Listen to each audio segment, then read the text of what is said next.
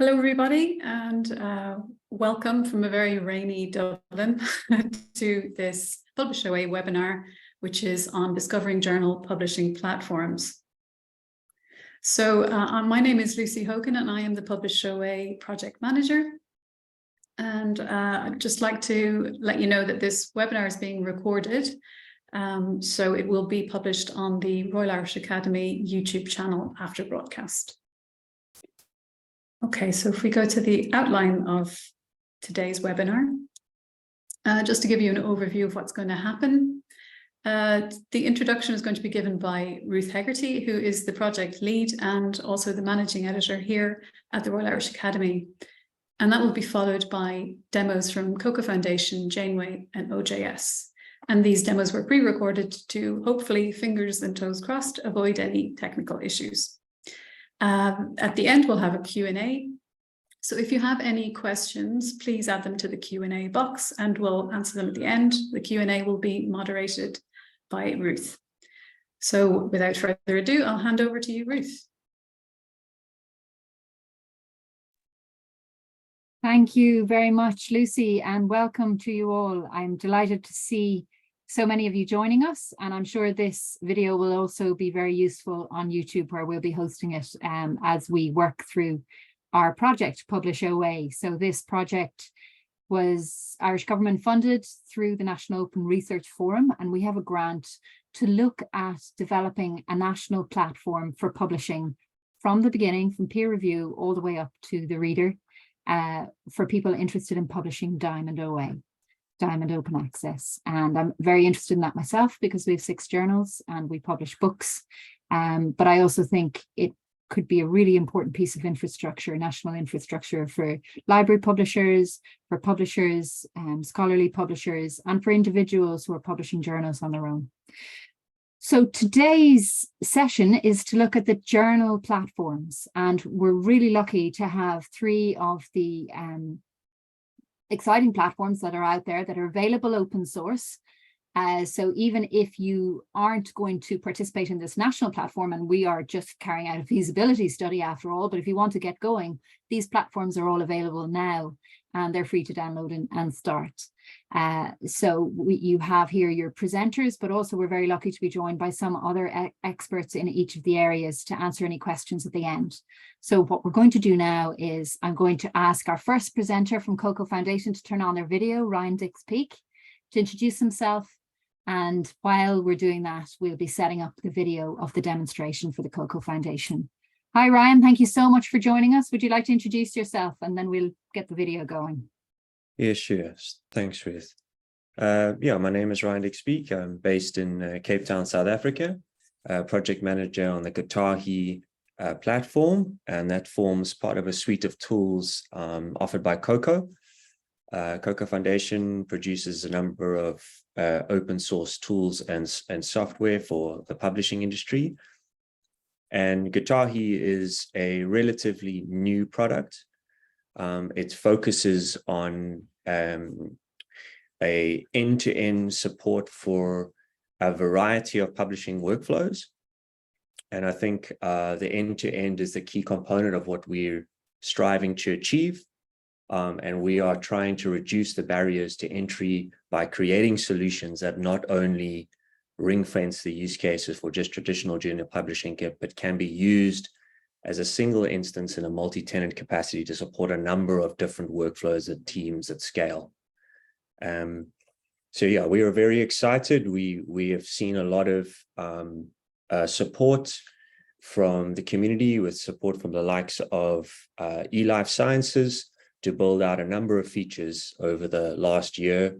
So we're seeing quite a high uptake at this stage and a high churn in terms of enhancements and feature delivery. So we're quite excited to be a part of this conversation, and yeah, an opportunity to just showcase our product. Yeah, great. So, thank you, yeah. Ryan. Great. So Afric, will you play that? And if any of you need to adjust your volumes on your own computer, please do so, because the volumes may vary across the different videos. Thanks very much. Hi, everyone. So the purpose of this demonstration is to show some of the features of Kotahi and also demonstrate some of the different use cases and flexibility of using the system. I'm going to demonstrate from an end-to-end workflow perspective. So what you're looking at here is a Kotahi's login. So I'm currently going to log in with ORCID, although any login authentication protocol can be used. We just use, for the purposes of demonstration, it's a ORCID sandbox account. Now, after login, you'll see that I am arrived at my user dashboard. So the user dashboard is the table that will show, depending on your role, your submissions as an author, for example, list of reviews, as well as if you're an editor, any manuscripts you've been assigned as an editor. So from a submission standpoint, this is where I would access my submission form as an author. So this is a demonstration I'm currently using an admin account, which is giving me access to all of the pages in Kotahi. But as I just mentioned, if your roles and permissions are with respect to the object you've been assigned in Kotahi. So for example, in this case, if you're an author, you would have author permissions. If you were a reviewer, just reviewer permissions and so forth. So here you're seeing an editable version of that submission form. Basic fields, a lot of them to be completed. If there are any obviously missing fields, etc. From the dashboard, you can also access a review page. So here, if I click on an individual review, I'll be able to see the manuscript content, the supporting metadata that's been completed, as well as the review form. So here you can see the structure of the review form, the edit view, can provide a recommendation and I can submit.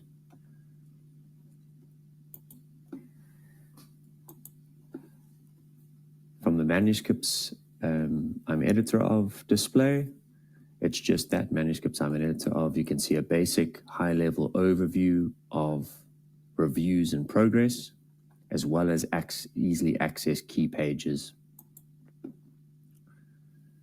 For example, a page where you capture your decision form data. So for example, if you're wanting to draft a decision report or an evaluation summary, that can all be captured in a structured format in the decision form.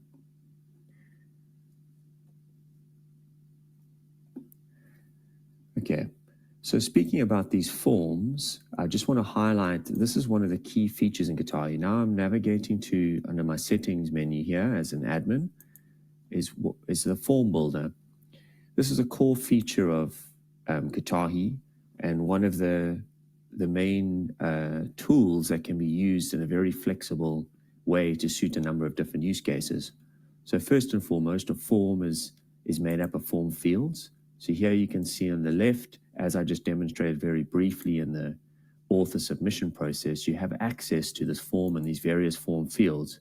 You can see the form has various settings, from the form field type that is selected, to the title, to other settings and advanced settings in terms of validation. You can even validate DOIs. And then in terms of versatility, utilize this form to share data in the workflow, but restrict view to certain pages, rather certain roles as well. You even can control publishing endpoints from within this form builder. So if you think about it, whether you're capturing submission data where an author is submitting, or you're importing data, this form gives you that structured overview of the data and an ability for it to be engaged with at various points in the system, in the workflow. Here I'm looking at the submission form. You have the same for the review form, which I also demonstrated, and then the decision page, which I just touched on when I access that from the dashboard, edit manuscript time editors of view. So all these are highly configurable forms, and you can imagine that the mapping from within the forms also controls things like the ability to effectively pass data to various endpoints in any sort of in any kind of way that is needed based on your publishing requirements. Okay. On the same theme of flexibility, I'm going to touch on a configuration manager. So we have what we call instance archetypes of Kotahi. These are a set of configuration settings and displays in Kotahi essentially that we use for example, you can set up your workflow to model more of a traditional publishing workflow, or considering a preprint workflow or a conference review workflow, whatever it might be, but you can set an archetype, and essentially the basic controls to further enhance or rather customize the workflow experience can be done in the configuration manager. So there are basic controls here for things like branding, but in the dashboard, if there's certain components of the workflow that won't be used, you can hide these pages. Whether it's control for certain displays, which I'll touch on in a second. For example, all of the manuscripts that appear in the system in a table, what values do you want to see in that table that are most useful for the team? And for example, for editors or users, for example, curators who may be involved in a triage and selection process, whether it's automating imports for timing schedules, whether it's configuration of your publishing endpoints and hypothesis or cross-ref, it's all done via this very easy to use configuration manager without the need for a developer. This is an important step for us as we are in the process of releasing Kotahi 2, which will essentially support multi-tenant functionality, where you can have where I'm demonstrating a single group or a group of users on a single instance. You can imagine you have multiple separate groups on a single instance. Now that's a huge cost saver, as well as teams that may want to work in isolation from a workflow perspective and have slightly different workflows or displays, as I've touched on. But passing of data between teams can be facilitated by standardization of data fields here, and so forth. Okay. So you also have access to a basic users table of all of the users in the system. There is a reports page that is designed, specifically designed for more of a traditional publishing workflow where there's an author submission, a peer review, but can easily be adjusted with not much effort to support different types of workflows and the important performance data that needs to be displayed there. Okay. So another component before I move away back into describing a user flows in more detail is this idea of tasks. So much like we have a form builder that controls the design of an individual form, we recognize that workflows are unique, and each specific team may have a required to-do list rather. So any object that enters their system, they may wish an editor to complete certain steps to see that work through from beginning to end. So we've built a task manager. So individual tasks you can be created and added to a template with specific assignees and durations, etc. And when I demonstrate this in a second, can be engaged with at the object level in the system. Okay, so let's start that journey towards a bit more individual user flows. So now I'm showcasing the manuscripts table. So this is an overview of all the manuscripts in the system with a search functionality, with integrated chat functions, we're also building out features into our chat functions in terms of automated notifications, at mentioning, and a number of controls that you would see nested within ellipsis menus, etc. But you can see we already have built-in video conferencing. Click of a button, this can be launched and shared and accessed by all admins. So this page is an overview of all manuscripts in the system as I've just described. It can be configured, as I touched on earlier, to display any meaningful data here that's most useful for the team in question. Let me give you a demonstration of another view. So if I move over to another use case where, from a preprint perspective, instead of there being individual author submissions, there are imports of preprints for a preprint server. Maybe this is done daily and quite a wide, it's got quite a large imports. Maybe there's multiple manuscripts in a day. You can see the structure of this form field can take on a certain different form. It includes the abstract, so users can easily identify where there's meaningful content, do things like make selections of manuscripts.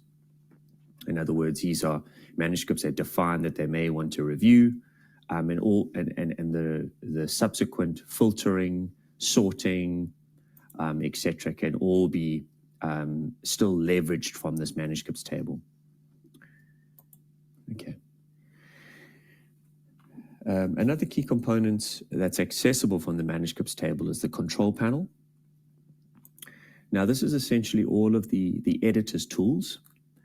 And I demonstrated earlier that it was accessible from the dashboard.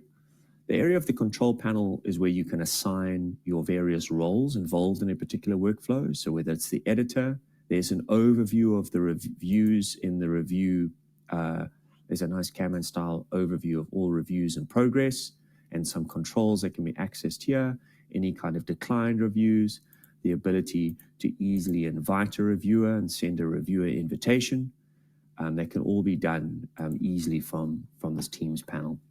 Decision form, again, it would showcase any submitted reviews as well as an overview of the decision form where you can capture decision data and submit.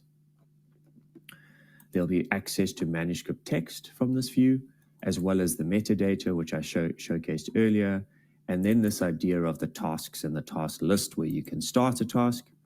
You can see a task can be is started, means it applies a due date based on its duration. A task can be paused. Task can be easily marked as complete, or you can continue a task. What's the significance of starting and stopping tasks?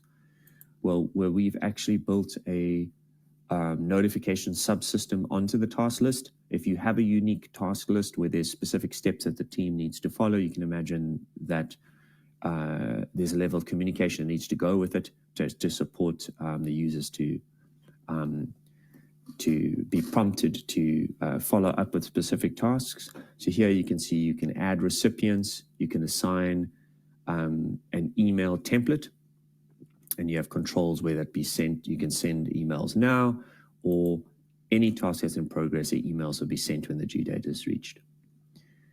Kotahi does have an email templating backend. Right now, it's in a read-only phase. It'll also be released as a part of Kotahi 2, and we're looking to also include the editing of templates in a release later on in the year. You can also see here you have dedicated discussion channels, whether it be with the author, direct confidential conversations with the author.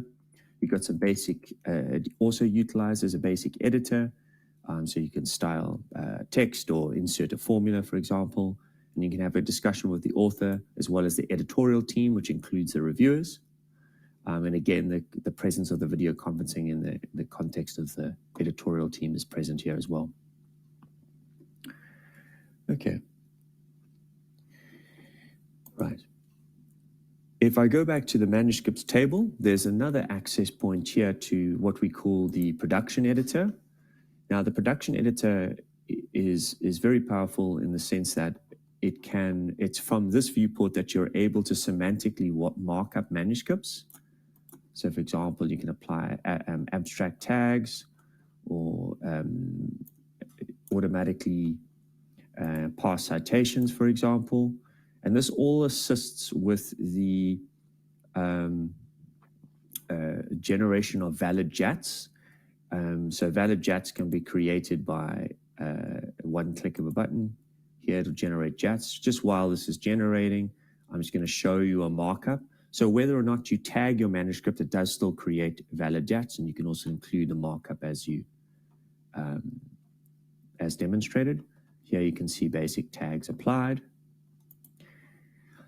Here I can see my JATs files being created. I can automatically download this file, and it'll consist of an XML file as well as an images file, all of the source images. Okay. You can also download the HTML or generate a PDF. So I'm going to generate a PDF quickly here. And just while that's being demonstrated, great. I think I just put one together here. It has a bit more of the metadata filled in for demonstration purposes. Again, it's just a demo template. All of the CSS style sheets are accessible in Kotahi, but what's most useful is this is print-ready PDF created easily with a click of a button from Kotahi. Okay.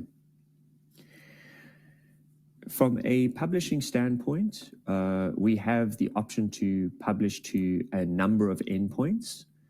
We have published to spreadsheets, to static website builders. Here's an example of an article on a static website.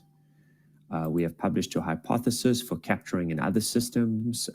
Here's an example of the annotated reviews published by Archive. So that really is open-ended and at your discretion of what you may like. We have the ability to publish to a number of endpoints as desired.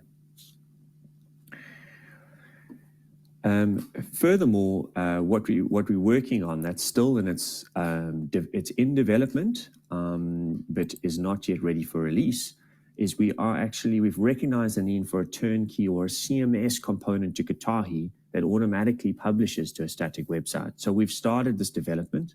So although these are wireframes, we do actually have a lot of these features working.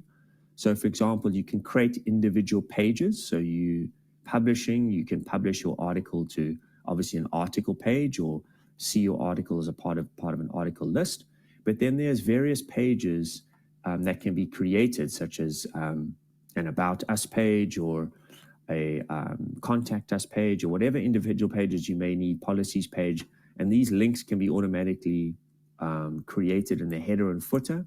And you also have these controls to do things like, upload your brand icon, reorder components in the header and footer, upload your your various partner relationships, as well as control the input of the footer.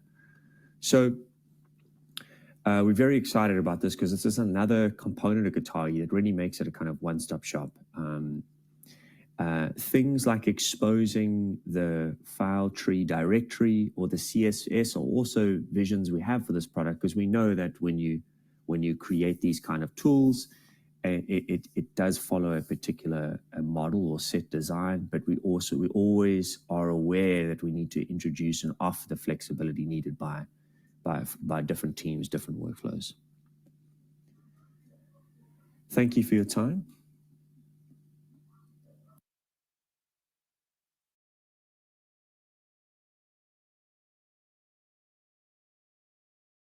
Thank you very much. That was fascinating and really succinct overview of what we are, what we can expect. And I imagine there's a lot more to see there.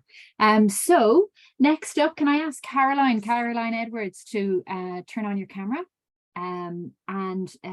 Caroline is with Janeway, and she's also pre-recorded hers. But Caroline, do you want to introduce yourself, and then we'll share the video? Yeah, thanks a lot. Hi, everyone. I'm Dr. Caroline Edwards, and I'm Executive Director of the Open Library of Humanities. I'm also an academic at Birkbeck University of London. The OLH, the Open Library of Humanities, is an award-winning not-for-profit publisher, and it was started by academics. We are now in our 10th year since we first set up the project. And we started building our publishing platform Janeway in 2017. And the main reason was that we weren't happy with the available publishing platforms. So we have been in the situation that you find yourselves in currently, where you're looking around for a feasibility study of what would work best for your journals. And at first we built it sort of, from the bottom up, just for our own journals, but very quickly other publishers started using it. And so even just within a few short years, we've now got 35 clients. These are university press publishers and journals run at different university departments. We have somewhere in between 200 and 250 journals that we know about that are using Janeway, because obviously it's open source, so anybody can use it out there in the wild if they like. And yeah, I mean, as an academic author and editor myself, I've had to use various of these systems, and I really love how intuitive Janeway is. It gives you full control as an editor. At the touch of a button, you can do things that used to take 2 weeks by email to get hold of, one of your publishing assistants. So I love the system. I use it day in, day out on my own journal.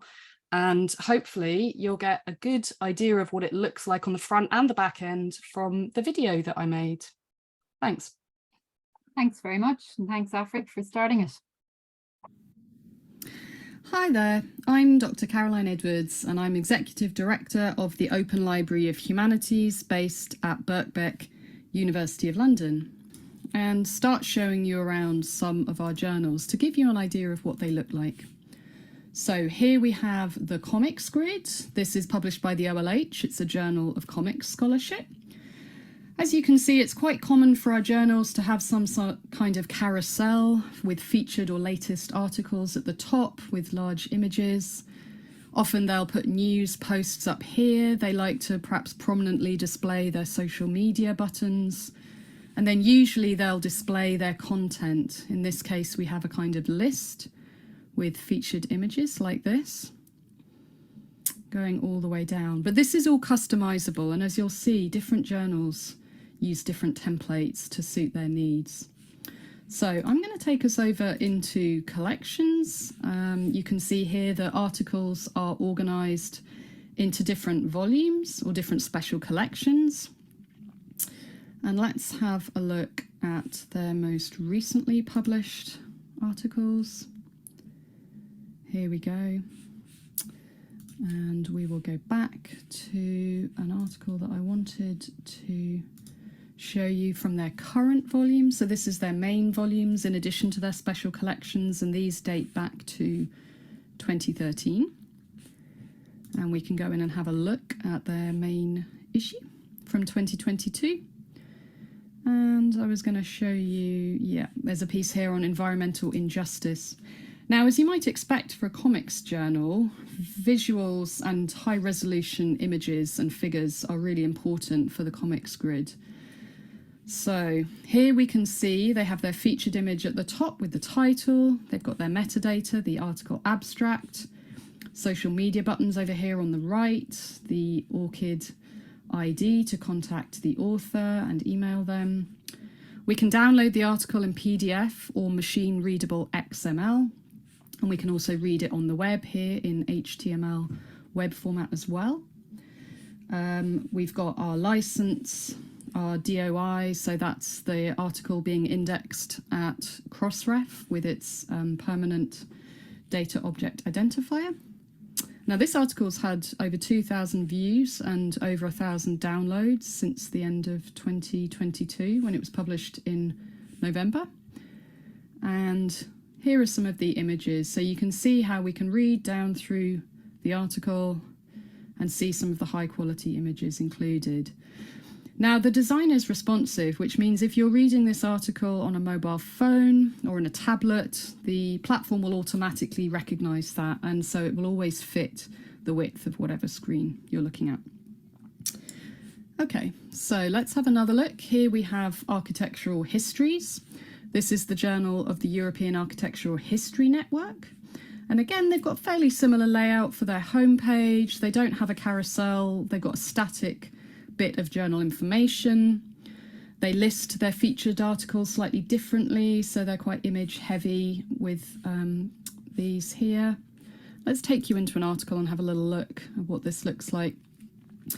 So again, you've got the same basic layout in terms of the presentation of the abstract, the metadata, the keywords, and so on. And similarly, if we scroll down through the online version of the article, we'll see that they've got a number of images, really important for a journal of architecture. So they've got some architectural drawings and plans. As you can see here, all of these can be downloaded very easily just by clicking download.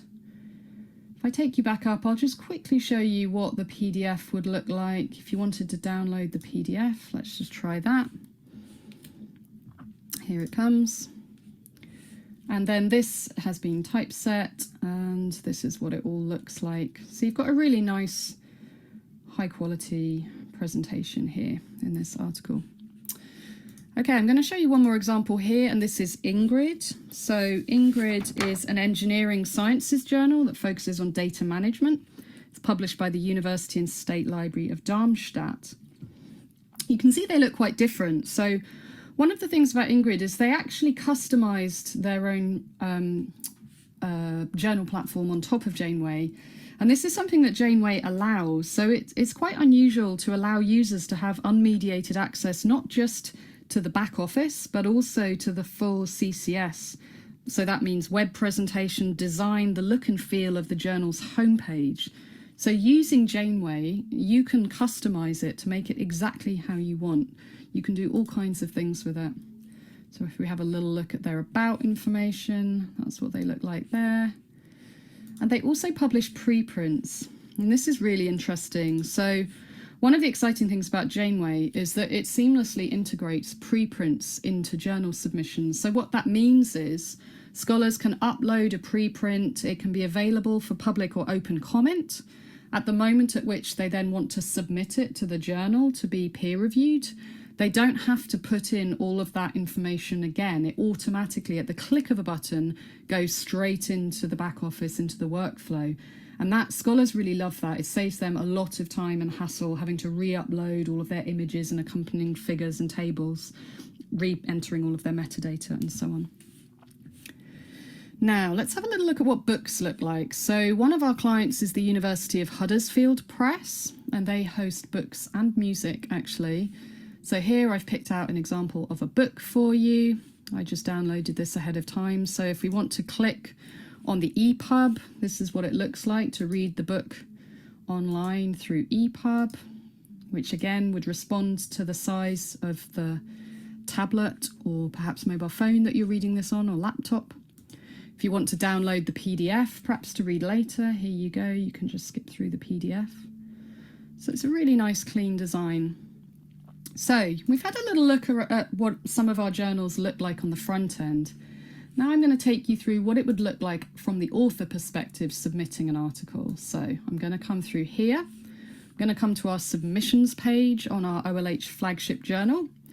You can customize your checklist. You can make sure your authors know what copyright terms they're agreeing to, what your peer review policy is, licenses, whether you have any publication fees. So I'm going to go ahead and click Start Submission. I'm going to agree to the fact that I don't have to pay publication fees. I'm going to say I read the checklist and my article conforms, and I agree to the copyright. I click Start Submission down here, and then I would put in my title, copy and paste my abstract, select whether I'm wanting my article to go to a particular special collection, for example. And then I would just click Save and Continue. And I would go through this whole workflow process, and it's really straightforward. So now that we've had a look at that, let's just quickly dive a little bit deeper into the back end. I'm going to take you into our playtest journal. I'm going to show you, this is the dashboard for all of the Janeway journals. Now they all look pretty standard. No matter how customized the front might look, all of them are going to look something like this. It's really clean and easy to use as an editor. I find this so much easier than other platforms I've had to use as an author and as an editor. So here you can see as an editor, I've got unassigned articles in my workflow. I've got 13 articles right now in peer review. I can quickly scroll through them. It will tell me whether their peer review reports have been uploaded or not. I'm going to take you through to pre-publication. This is one of the nicest features actually about Janeway, which is really easy. So when I'm ready and I've done my copy editing and typesetting and we've proofed the article and it's ready to go, I simply mark off these checklists and the item turns green as it goes ready. I would say which issue I want it to be in. I could check. There's an automatic integration with Crossref, which is brilliant. It's not live, so it's not giving me a tick because this isn't a real journal. I would say that's all complete. I would say my galley is ready to go. I would select my publication date, featured image. I can notify the author. I can also choose to notify the peer reviewers to thank them for their work and tell them that it's been published, which is great. And then I simply click publish, and it's really that easy. It's so straightforward. So I'm just going to show you a couple more things before my presentation ends. One of the areas then is plugins. So we've got a books plugin. We've got an APC manager, which might be useful if you're looking to collect any research funding for articles. So perhaps there's an article processing charge that you might like to set on your articles. Here is where you would come and you would simply edit the settings. It's really straightforward. And that automatically asks your author to check a list to say that they're aware that they need to pay, for example, 400 British pounds sterling for their article. So that's quite a neat feature. And another thing that's quite cool is the annotation software. So back in plugins, we've got annotators. I'm just going to show you what these look like. So you can run your articles through Hypothesis, which is a different system, but it's automatically integrated within Janeway. It means that you can go through and highlight things and you can add comments, annotation comments, that you can view them.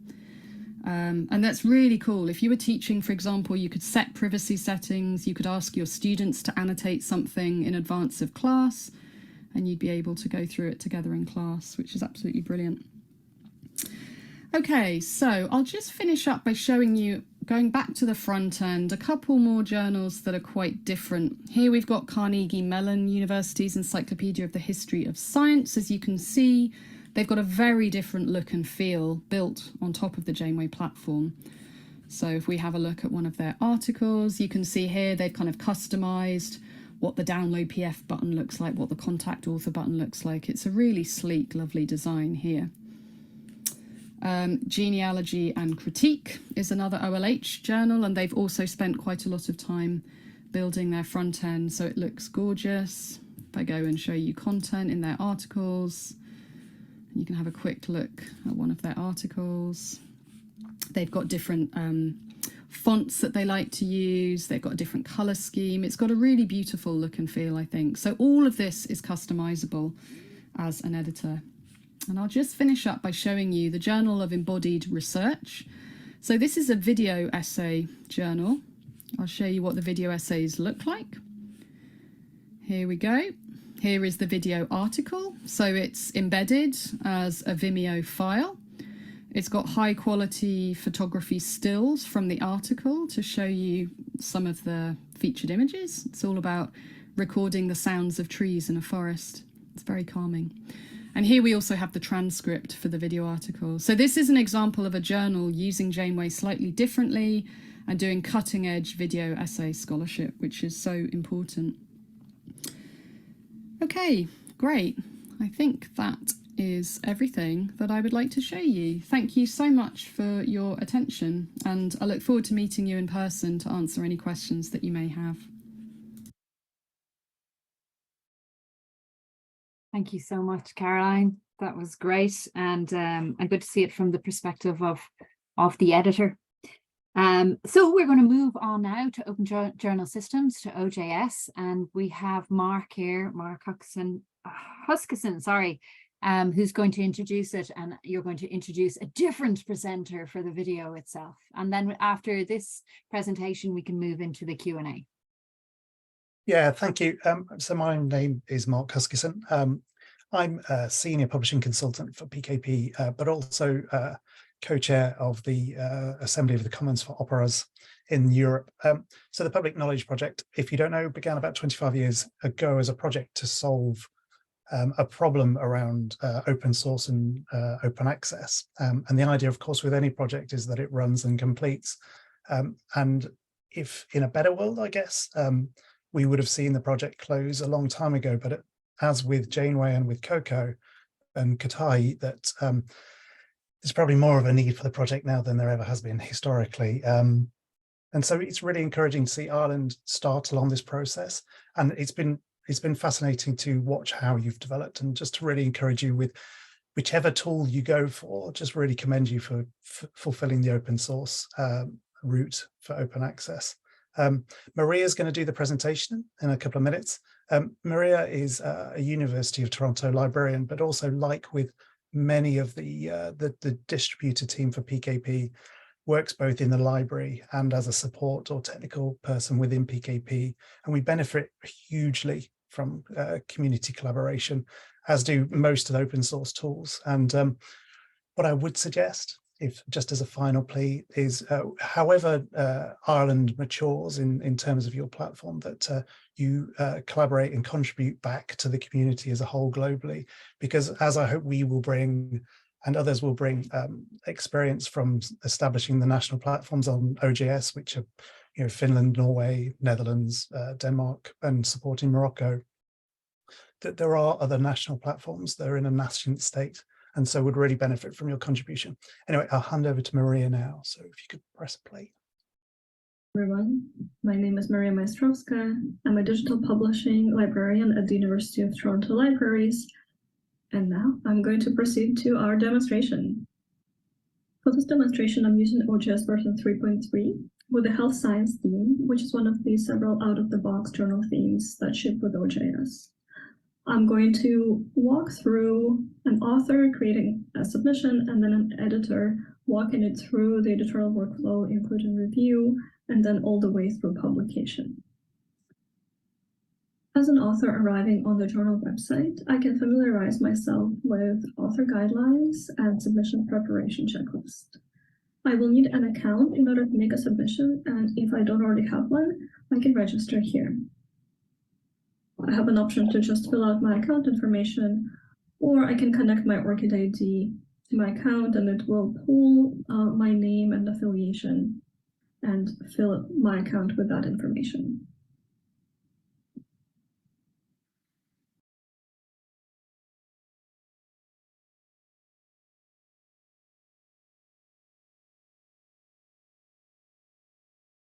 Once my account registration is completed, I can log in and start my submission.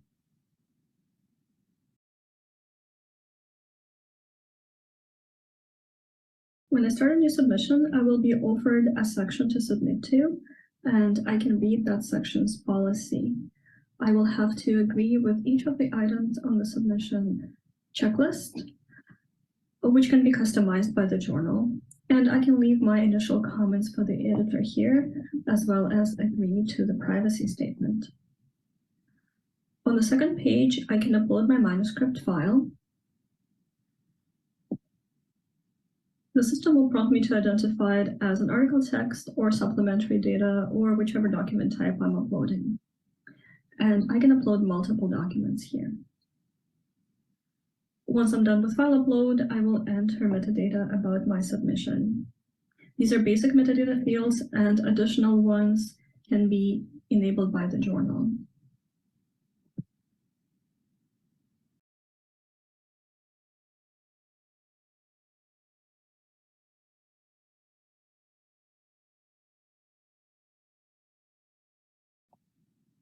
If I have co-authors, I will enter their information here.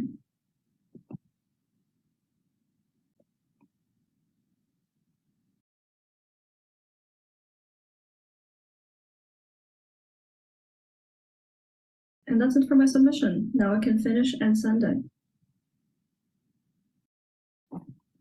After I'm done, I can still monitor the status of my submission as it moves through review, and then copy editing, and then publication. I can only have limited interactions with the system from here on. For example, if I'm asked to upload a revised manuscript after review, or if an editor starts a discussion with me. if the journal is performing double anonymous peer review, I will not be able to see my reviewers' names and they will not be able to see mine. Now I'm going to switch from the author view to the editor view. In order to do this, I'm using the cool feature OJS has, which is called log in as another account. So I was logged in as an author, and now I'm going to log out as the author and return to my editor account. As you can see, as an editor, I have access to the journal controls and menus that I did not have as an author.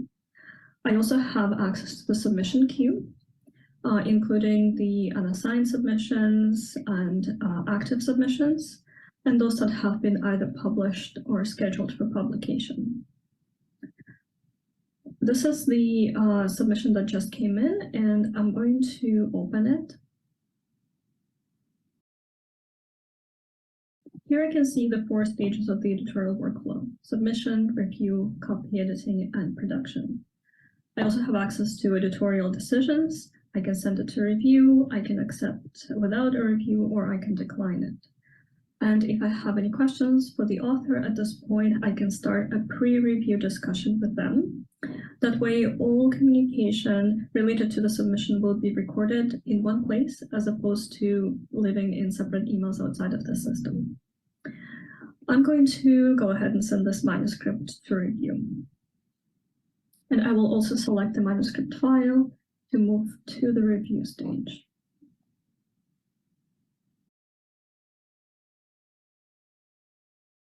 As you can see, our active stage has changed to review, and we are in round 1, waiting for reviewers to be assigned.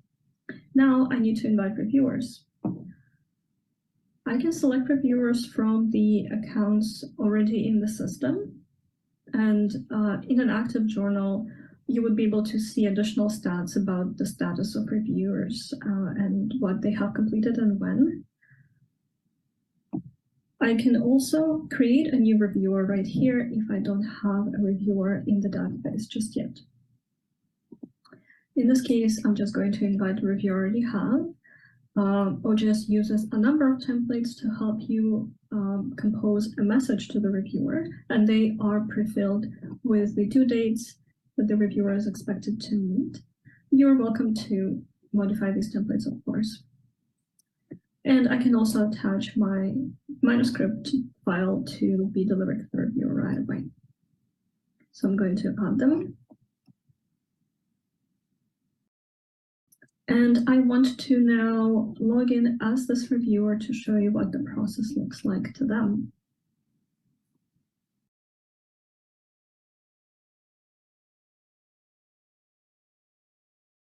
Now that I'm seeing the system as a reviewer, you can see that much like the author, I don't have access to any of the journal menus and anything other than the submission that is assigned to me.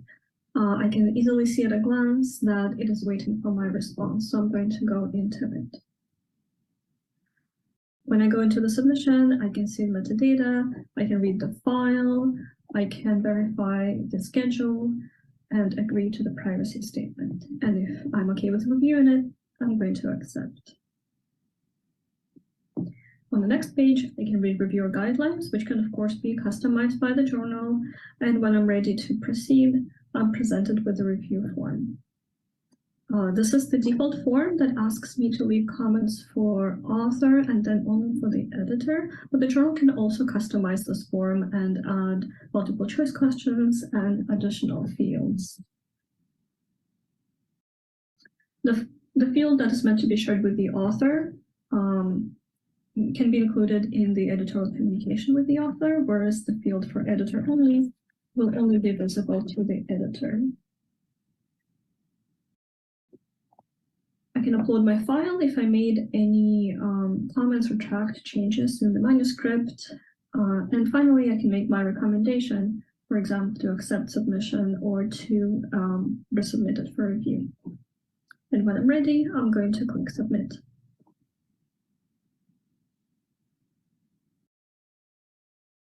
Now I'm going to log out of the reviewer account and go back to my editor account.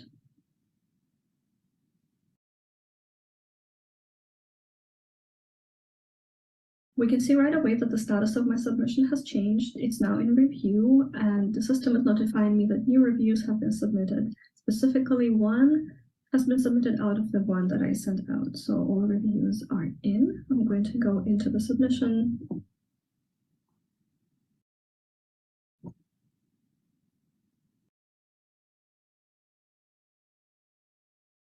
I can read the review, and I can assign a rating to my reviewer. It will only be visible to me as the editor and will aid me in selecting reviewers in the future.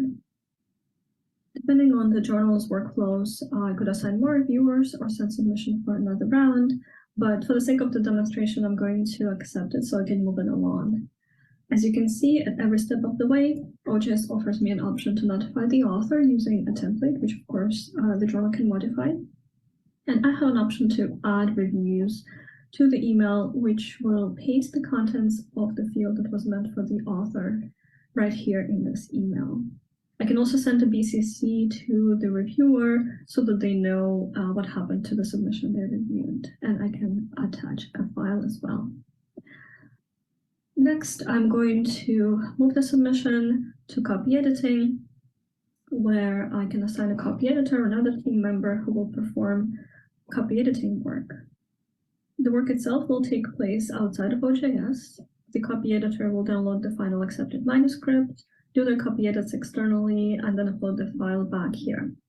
And just like at any stage, I can have an option to start a discussion with the copy editor if any questions arise. I'm going to skip the stage and send the file straight to production so I can show you the final steps in this submission.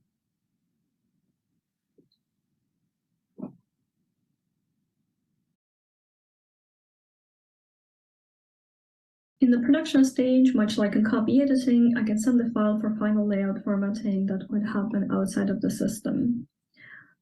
You can see here the schedule for publication button, and what it does is it takes you to the dedicated publication tab, but you don't actually need to wait until you are in production to switch the tabs. You can go to publication tab at any point because that is where you will find the metadata that the author entered for their submission. You can verify this article information and edit it for publication. That includes the title, contributors, metadata. Under issue, we have the section that the author selected, and you can change that. You can assign your submission to an issue. So a submission assigned to a future issue will be sitting in the issues table of content until it's published, but a submission assigned to a back issue will go live right away. I'm going to assign it to a future issue.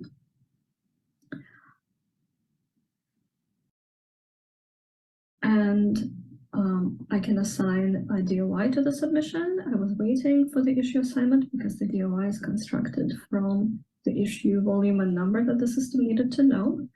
And finally, I guess most importantly, I will upload my final production galley. Depending on the format you publish, it's kind of common to call PDFs PDF, but it's not a hard rule, so you can call your galley something else. I'm going to upload the PDF file here.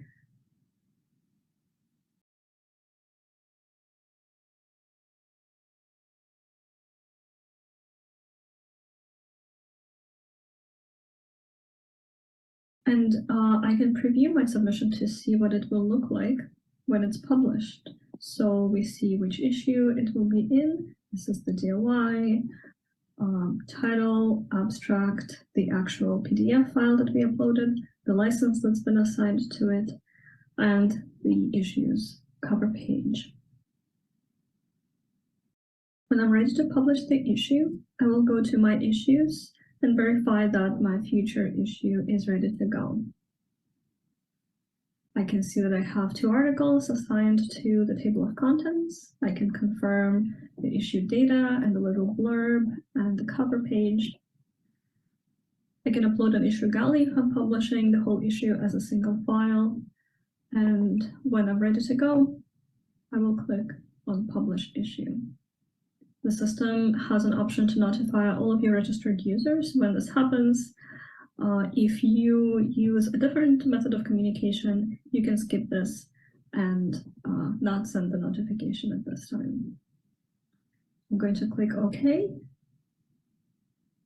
And now the issue is published. You can see that it has moved to the archive, and we can view it on the homepage. So all current issues, or the most current issue, will live on the homepage. Here are the submissions in the issue, and this current issue as well as back issue also live in the archives. This concludes the demonstration, and I invite you to explore JS for yourselves and using the test drive instance that we make available, and contact us if you have any questions. Thank you.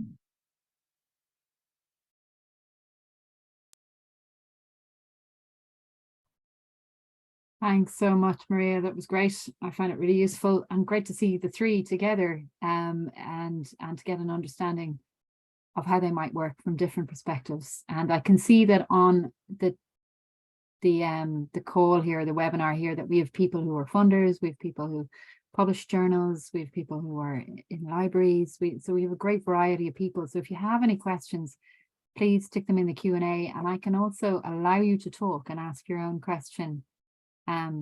So if any of the panelists, could you all turn on your videos so that we can see you, which would be nice. And I imagine a lot of these questions might well relate to all of you. So depending on time, we might get you to answer, but keep your answers brief so that we can get to a few different types of questions, which would be great. Niamh, you've quite a few questions. Do you want to go first while people are thinking about it? And maybe you can, let me just find you on the list so that you can ask one of these questions yourself. Now I think you're allowed to talk. So Niamh is the co-lead on this project PublishOA, and she's leading our technical group. So that's why she's so many questions. Yeah, I have so many questions, Ruth, because I am so interested in this whole area, and I'm very familiar with OJS, and we're very happy with OJS in Trinity, and we're using it for multiple journals. And that was a great presentation there. So thanks a million for that. Thanks everyone for their presentations.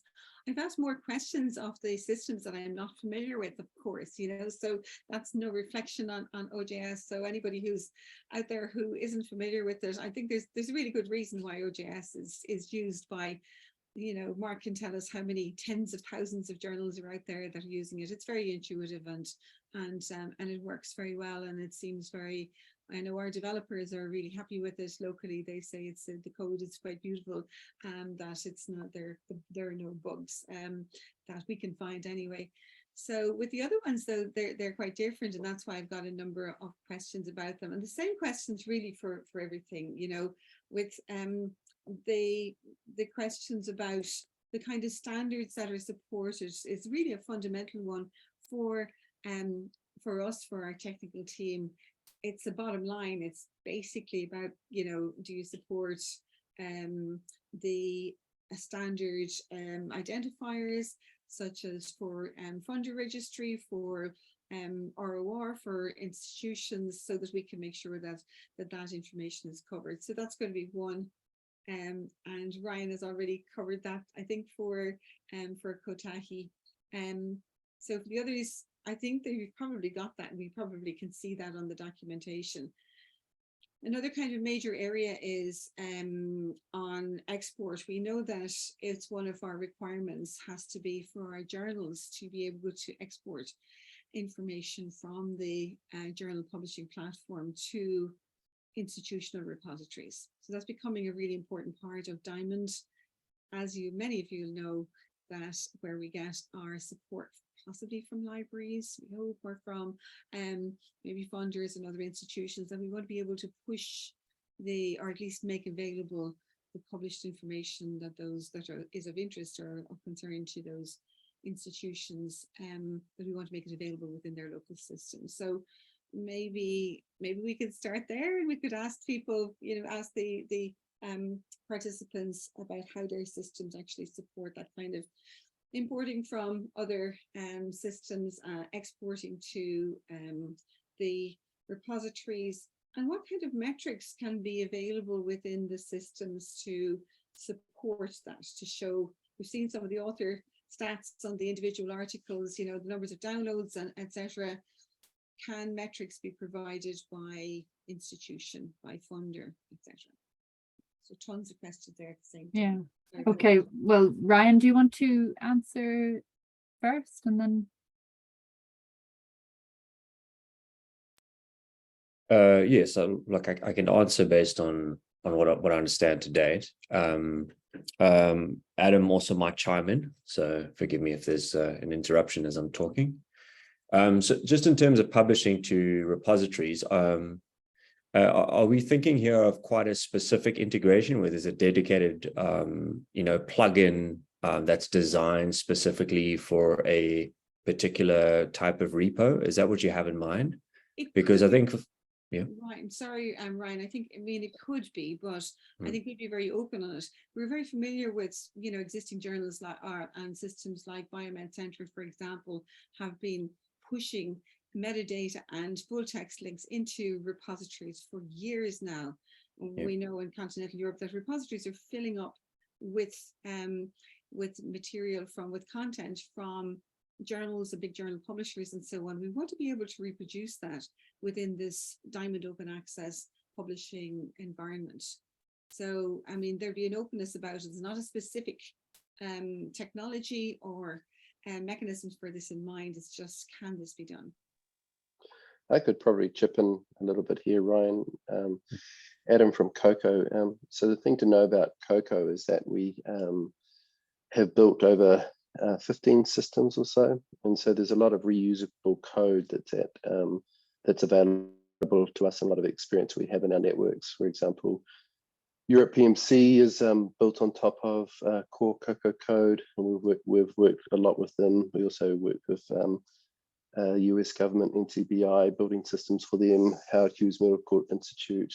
We built the micropublications platform for micropublication.org, as well as what you see here in Kotahi. In other words, if Kotahi doesn't have the protocol already inside of it, it either has a method that can be reutilized, or we have the code somewhere within our shared repository, because all code that Coko develops is open source. So, notably also Phenom, if anyone's heard of that, by Janeway, was built also on top of Coco's code. So yeah, so there's just a wealth of reusable code, 100% open source, that we can bring to bear on the project. So yeah, so if it doesn't have it, it's pretty easy to implement. Thanks, Adam. Caroline, what about Janeway? Yeah, hi there. So yeah, in terms of the ROR, it's being built into the next version of Janeway, which the guys are currently developing at the moment in a sprint. So that should be out later in the summer. In terms of the article metrics, so in addition, I showed you in the demo the number of page visits, the number of downloads. You can also get the geographical spread, the production times, the peer review metrics, and the licenses. So that information is available. I've put a link in the chat in terms of indexing and archiving. So OLH, the publisher, for all of our journals, indexes with things like the ISSN portal, Sherpa Romeo, EBSCO, Knowledge Services, OpenAir. We're currently in the process of applying to join Clarivate services like Web of Science, Ex Libris, ProQuest, and also Scopus. And you might be aware that it can sometimes take up to 12 months to join some of these larger indexing memberships, because they're so poorly kind of staffed. So it takes a long time to talk with them. And so all of those things are integrated through Janeway so that they can automatically pull the metadata into the right places. So I hope that answers your question. It does. Thank you very much. Caroline, that's great. And Mark, did you have anything to add on that for OJS? Not specifically within the time, but happy to do so. I'm sure all of us are happy to do so afterward if there are any more questions after the session's finished. Thanks a million. Thanks very much to everybody. Maybe I should let somebody else come in. Sure, yeah, there's a few more questions. And just to let people know that we're doing a technical spec comparison. So we're working our way through this, and we will make that available for people And this session is also being recorded, so you know there's an awful lot in it, so you will have time to go back and go through it. I see a question there that people might like to talk to their boards about introducing one of these, so you can do that. And later in the year there will be an opportunity for journal editors to come together and journal publishers to come together. We'll be organising an event, and we're just thinking about how we'll manage that day, but working on how you might get started on something like this will be part of our thinking for that. So there's a question from Helena King, who is a colleague of mine there, and I'll ask you, but in the meantime, there's, I'll ask you next, Helena, but in the meantime, there's a question there about how you're funded and how you operate. And I know the source itself is, or the code itself is open source, but could you comment on how you're funded first, and then I'll go to Helena. Sorry, Caroline, I'll ask you first. Yeah, of course. So our primary source of funding is libraries, like yourselves. So we have an international network of university and public libraries. It's currently at about 350 libraries, and they pay annual membership. We have an almost 100% renewal rate, and we're also growing each year. So that's the primary source of money, and they're giving us money to cover all of our publication costs as a publisher. But actually Janeway, since we built Janeway, so it's only really being set up in 2017, 2018, in addition to people being able to use it, because obviously it's open source, anybody can use it. It's published under a copyleft license. So anybody who produces code in addition to what's available has to put it back in the repository. So the genius is that everybody benefits. So it's a great community resource. But there are still a number of people who actually pay us for the hosted service, because we have a small tech team. They're really friendly and they're very responsive. You know, they will reply within 2 minutes to a Discord message or an email. You want a video call, you can get hold of them. So for example, UCL Press have just signed with us. So over this summer, we're migrating their entire back content. All of their journals and all of their books are coming over to Janeway. So we may be quite newcomers in this space, but we're growing very rapidly, actually. And so that's, yeah, all of our governance and financial information is available on our website. It's all completely open and transparent. Yeah, and I imagine the others will match that. But Mark, do you want to comment on how your OJS is funded? Yeah, so I answered just briefly in the Q&A window, but so it's really a real blend of sources, as it will be for most people seeking sustainability in the open source area. So the idea, if there are commercial partners, that they would contribute back to the project. The bulk of our funding is largely split 50-50 between governmental funding. The CRKN in Canada has just renewed its 5-year commitment to PKP alongside ROD and Coalition Publica. We also have community contributions where we encourage libraries to contribute a portion of acquisitions budgets to OA projects like Janeway and Coko, largely to build the infrastructure as a whole for everybody to benefit from, but also then part of PKP that I'm responsible for is building the client services, publisher services piece, so generating income from hosting services and publishing services. And as with elsewhere, everything goes back into developing the code. I'll let Ryan answer. Yeah, Ryan, yeah, I think a lot of people do need help with getting going, and so the publishing service is probably very important to people, technical support. I think I'll just hand over to Adam for this one. He'll probably have the better context here. Ryan, just took Sure. a minute there for the sound to come in. Could you repeat what you just said? I'll just hand over to Adam. He'll be able to answer this one on my behalf. So Coko is a not-for-profit, been going for 7 years. We started off being mostly funded, but now we've turned that model around over the last 3 years. So 90% earned income, and 10% of it is funding. And so we've been very focused on making open source viable. We've decided not to go into the publishing services, but to make partnerships with publishing services providers, because one of the things that we find in the sector is that this one-to-one vendor client, vendor platform relationship for hosting is really forcing the pricing up of these of platforms right across the board. And so we don't rely on publishing services as a revenue stream, but it also means that we can stimulate competition in the sector for those that are offering Kotahi as a hosted platform. And so we really believe that we'll see, and we already have seen very competitive pricing on Kotahi, which is pretty much cheaper than anything on offer. But also we expect it to be driven down even further. And the cost of software should be cheap. It should be really like modern software on the web these days. It doesn't cost you much to use. I think in the scholarly domain, it's somewhat artificially inflated, and Kotahi would really like to see that addressed. So we're sustainable. We've been operating for 7 years sustainable. We also operate in somewhat of a Robin Hood sort of business model, where we develop open source platforms for large organizations like the US government, etc. And then we take that revenue and put it back into public infrastructure that we know people won't pay for. So for example, in Kotahi, we've done an amazing amount of work building typesetting systems so that you can, at a push of a button, export to PDF from within the system without having to do anything. You don't have to send the work off to another publishing vendor to do it. You can actually do it all yourself.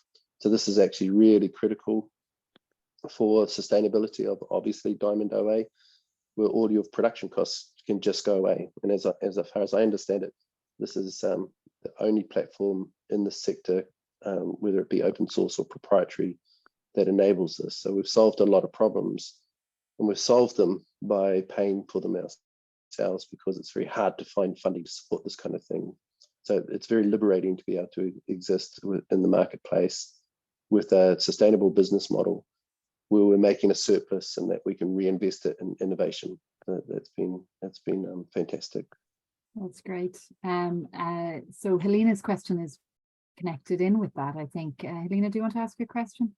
Yes. Hi, I hope everybody can hear me okay. Yeah, so I'm coming at it from the editing and production side of things. Sorry, I'm the senior editor in the Royal Irish Academy, so as Ruth says, we're colleagues. So how does the copy editing production element fit into Janeway? And you've kind of mentioned it there for Kotahi now. Maria in OGS mentioned that it takes place externally. Copy editing and typesetting take place externally. So I guess when your academic editor decides something's ready for copy editing, it goes to a copy editor. But how does that work for Janeway and Kotahi? Do your editors, you do have an editor log in as well and a typesetter log in? And how does the workflow work from that side of things? Thanks. Yeah, if I could come in. Yes, that's right. So the typesetter that we use on all the OLH journals it has a login, so they're automatically in the system. So everything is done within Janeway. There's a really detailed log. So at every stage, anybody can sign in and see exactly where something is in the workflow. You can see exactly which versions are available. So when you get to pre-publication, for example, I've spoken to a number of editors who publish with other publishers who shall not be named, who've had issues where actually the wrong version gets published. And by that point, it's kind of too late, and it's really upsetting for them and the authors. So that's one of the things at Janeway that as an editor, I find really helpful. There's, it's really clear to use, exactly where to send things. So yes, we do use a typesetter for our own journals. We recommend them for some of our Janeway hosted clients. Some of them will use them. Some of them have their own. It's the Janeway hosted client service is entirely bespoke. It completely depends on what your needs are as a publisher or an institution or a journal, whatever the size is, whatever you require. We have obviously books, we have preprint servers.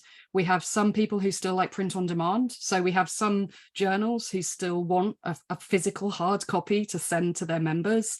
And so we usually work with them to figure out something that will work. So for print on demand, we have to have a mechanism for getting in money so that their subscriptions can come in and they can collect that money to pay for the postage, for example. So when we're figuring out a cost for the hosted service, we always include whatever bespoke development work the team will have to do to get everything up to standard for exactly what the client is looking for. Okay, thanks. And then Ryan, it looked like it was more done in the system, in your system, is it? That's correct. So particularly from a Word file submission perspective, we have a conversion to HTML that you would have seen in the production editor that I showcased there. That is all of that content, that typesetting, for example, it's all done from within Kotahi. And we have, just commenting on roles, so we don't have a specific production role in place, but we do have an understanding that will be kind of one of our next areas of development, is to kind of flesh out the production workflow. The current state, we do have an editorial role, which is used with that intent in mind, has access to the production editor. You can imagine with the use of a premium word processor, Coco's developed, we have our own product called Wax, that's the editor. So things like track changes, suggested changes, commentary, etc., is all done within the editor. So there's no need for a third party or for it to be sent off for typesetting. Also in more of the kind of traditional journal publishing workflow, we are able to use Page.js. Adam touched on that. That's the engine that we've built to automatically handle the typesetting. That's quite a mature product in its own community, and that's what's used there when you're generating a PDF. Yeah, it's very, very impressive to see that all generated for you there and then. It's totally different to our production workflow at the moment, but very exciting to see. So Mark, connected with that, does your platform use existing technologies like Word and that, or are there new tools that users would have to use? And I suppose I'm thinking really about how quickly or easy it is for people to get on board with OJS. Yeah, well, I mean, this is kind of a constant conversation that virtually all of us will be having around what is the best for the user journey. Because there are, we're just doing this study at the moment, around 35 to 36,000 journals using OJS. The constituency is so large and so disparate in regards to its technology usage that what we generally try to do is enable the system to meet the user at their point of need. So on the whole, whilst the submission and the review workflow is managed, it relies on people using tools that they just use in their day-to-day lives. So it relies heavily on email, and relies heavily on a standard word processing tool like Word or Google Docs or whatever it might be.